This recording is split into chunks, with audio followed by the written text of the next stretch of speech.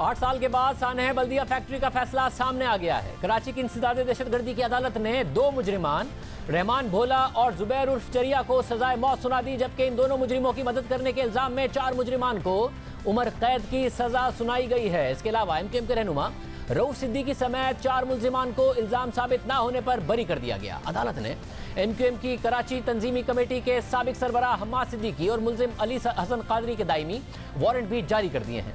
आज जारी होने वाले अदालती फैसले के मुताबिक रहमान भोला और जुबैर को 264 अफराद को कत्ल करने पर 264 मरतबा सजाए मौत दी जाए। जुर्म में सहूलत फराहम करने वाले 4 मुलजिमान को उम्र कैद की सजा सुनाई जाती है। फैसले के मुताबिक सहूलतकारों ने केमिकल के साथ मुजरिमों को फैक्ट्री में दाखिल होने में मदद की। इस केमिकल के इस्तेमाल से 264 जानों का नुकसान हुआ। 8 साल बाद आज इस केस का फैसला सामने आया है। ये वो केस है जिसमें कई बार ड्रामाई मोड़ आए। इब्तिदा में इसे गफलत करार दिया गया, फिर 3 साल बाद अचानक एक मुलजिम के बयान के बाद ये दावा किया गया कि आग लगी नहीं बल्कि लगाई गई। इस केस के हवाले से तफसीलात आपके सामने रखते हैं। 11 सितंबर 2012 को बल्दिया टाउन की गारमेंट्स फैक्ट्री में आग लग गई। 264 अफराद जाँ बहक हो गए, 60 से ज़ायद जख्मी हुए। 23 लाशों की शनाख्त अब तक नहीं हो सकी। इब्तिदाई तौर पर पुलिस ने गफलत का मुकदमा दर्ज किया, जिसमें फैक्ट्री के मालिक अब्दुल अजीज भाईला, उनके 2 बेटों अरशद भाईला और शाहिद भाईला को मुलजिम नामजद किया गया।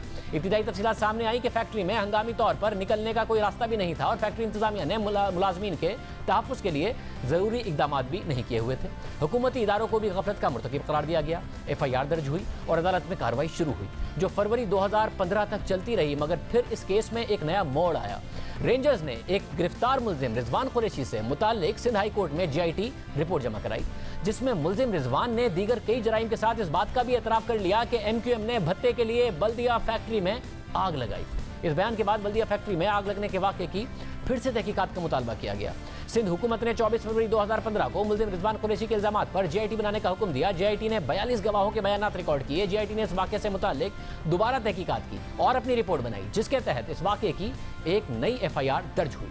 GIT की रिपोर्ट के मुताबिक तहकीकात के बाद GIT इस नतीजे पर पहुंची कि MQM के कारकुन जुबैर और अब्दुल रहमान भोला ने फैक्ट्री में केमिकल फेंका, जिसकी वजह से आग लगी। मोहम्मद जुबैर ने आग MQM की कराची तंजीमी कमेटी के इंचार्ज हम्माद सिद्दीकी के कहने पर लगाई, क्योंकि हम्माद सिद्दीकी ने फैक्ट्री मालिकान से 25 करोड़ रुपए भत्ता मांगा था। फैक्ट्री मालिकान 1 करोड़ रुपए भत्ता देने को तैयार हो गए थे, मगर हम्माद सिद्दीकी नहीं माना और उसने मोहम्मद जुबैर और अब्दुल रहमान भोला को फैक्ट्री में केमिकल से आग लगाने की हिदायत की, जिसकी वजह से 264 अफराद की जान चली गई।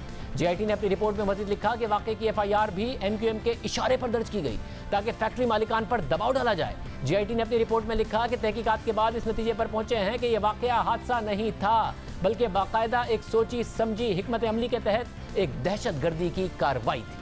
वाक़े की तहकीकात शुरू से ही इस अंदाज में की गई, जिसका फ़ायदा मुतासरीन के बजाय मुजरिमान को हुआ। GIT के मुताबिक वाक़े की जो पहली FIR थी, रियासत उससे दस्तबरदार हो जाए और एक नई FIR दर्ज करवाई जाए, जिसमें दहशतगर्दी और भत्ताखोरी की दफात के तहत रहमान भोला, हम्माद सिद्दीकी, जुबैर और उसके साथियों समेत दीगर के खिलाफ मुकदमा दर्ज किया जाए। फिर नई FIR दर्ज हुई। उसके बाद ये केस इंसदादे दहशतगर्दी की अदालत में चला और आज इसका तफसीली फैसला सामने आया है, मगर अभी भी इस केस का सबसे अहम किरदार हम्माद सिद्दीकी कानून की गिरफ्त से बाहर है। कैसे ये प्लानिंग हुई, कौन मास्टरमाइंड था, ये सब अभी तक सामने नहीं आ सका है।